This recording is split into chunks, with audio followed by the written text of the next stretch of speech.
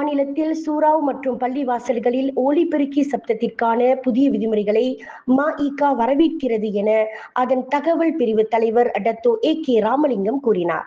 அம்மாநில இஸ்லாமிய மத விவகாரத்துறையின் பள்ளிவாசல் சூறாவ் மேலாண்மை பிரிவு கெடா மாநிலத்தில் உள்ள பள்ளிவாசல்கள் சூறாவ்களில் ஒலிபெருக்கியை பயன்படுத்துவதற்கான புதிய வழிகாட்டலை வெளியிட்டுள்ளது.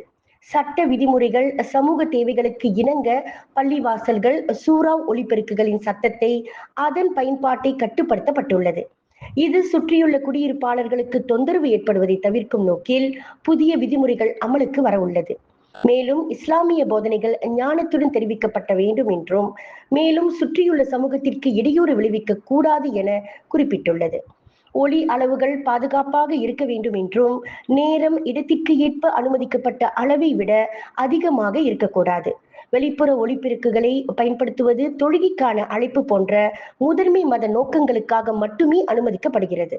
பொது சொற்பொழிவுகளுக்கு அல்ல என அவ்வறிக்கையில் குறிப்பிடப்பட்டுள்ள வேளையில் அவை வரும் நவம்பர் 1 முதல் அமலுக்கு வரவுள்ளது என்பது குறிப்பிடத்தக்கது.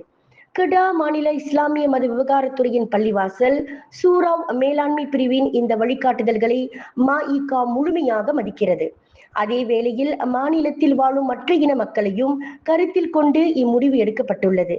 குறிப்பாக மற்ற இன மக்களின் உரிமையையும் பாதுகாக்கப்பட வேண்டும் என்ற அடிப்படையில் இம்முடிவு எடுக்கப்பட்டுள்ளதாக மஇக கருதுகிறது. ஆக பல்லின மக்களை கொண்டுள்ள மலேசியாவின் அனைவரும் அடுத்தவரின் இனம், மதம், கலை, கலாச்சாரத்திற்கு உரிய மதிப்புகளை வழங்க வேண்டும்.